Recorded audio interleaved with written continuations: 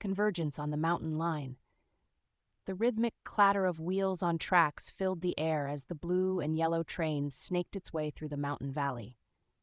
Inside, Emily Watson pressed her forehead against the cool glass, her eyes drinking in the breathtaking landscape.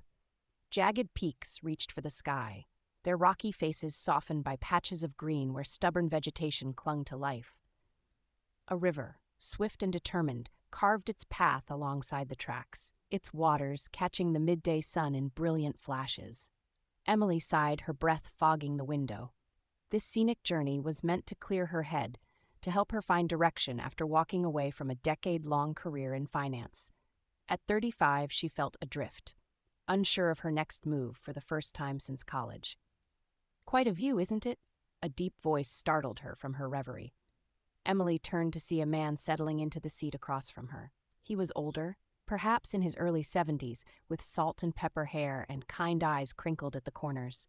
His worn flannel shirt and rugged boots spoke of a life lived outdoors. "It's beautiful," Emily agreed, offering a polite smile before turning back to the window. The man chuckled. "You know, I've been riding this line for 40 years, and it still takes my breath away every time." Despite her usual reserve with strangers, Emily found herself intrigued. 40 years? That's quite a commitment to one route.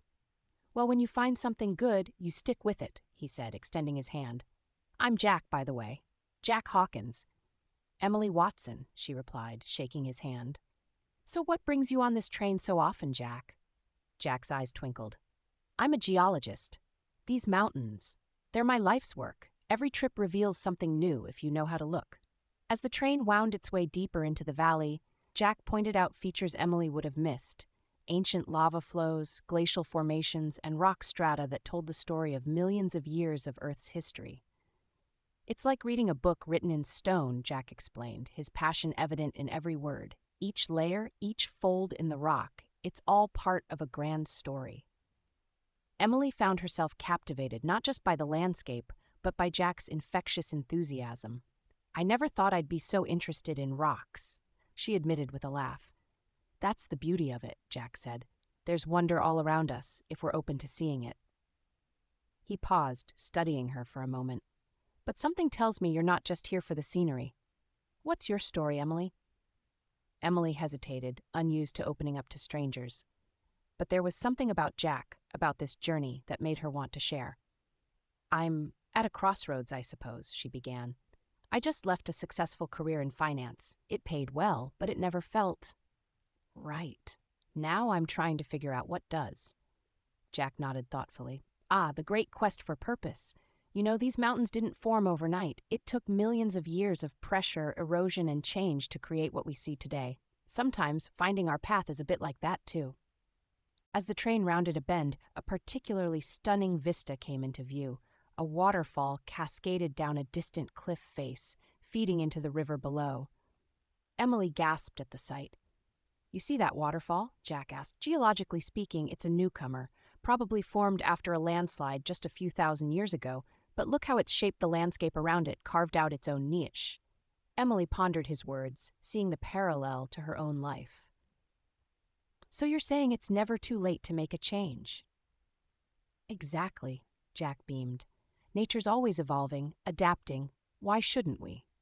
As the journey continued, Emily found herself opening up more. She talked about her frustrations with her old job, her dreams of doing something meaningful, and her fears of starting over. Jack listened attentively, offering insights drawn from both his scientific knowledge and life experience. "You know," he said as the train began its descent into a lush valley, "there's a concept in geology called convergence. It's when two tectonic plates move towards each other, creating mountains in the process. Sometimes I think life works the same way. Different experiences, ideas, and people converge, and from that pressure, something magnificent can emerge." Emily pondered this, watching as the landscape gradually transformed from rugged mountains to gentler hills. "So, you think this convergence of our paths today might lead to something?" Jack smiled warmly. "I think it already has. Sometimes, all we need is a new perspective to see the possibilities around us." As the train pulled into her station, Emily felt a sense of clarity she hadn't experienced in years. The world seemed fuller somehow, ripe with potential. "Jack," she said as she prepared to disembark. "Thank you. I came on this trip looking for answers, and I think I found something even better. New questions to explore." Jack's eyes twinkled. That's the spirit. Life's not about having all the answers. It's about enjoying the journey of discovery. They exchanged contact information, Jack offering to show Emily some local geological sites if she was interested. As they parted ways on the platform, Emily took a deep breath of the crisp mountain air. She didn't have a fully formed plan yet, but ideas were beginning to take shape. Perhaps she could combine her financial skills with environmental conservation efforts. Or maybe she'd explore science communication, helping others see the wonder in the world around them. As Emily watched Jack disappear into the crowd, she smiled to herself. She had boarded this train, feeling lost, a stranger to herself. She was disembarking with a new friend, a renewed sense of purpose, and an excitement for the path ahead. The mountains stood tall in the distance, a reminder of the grand stories written in stone and the new chapters waiting to be written in life.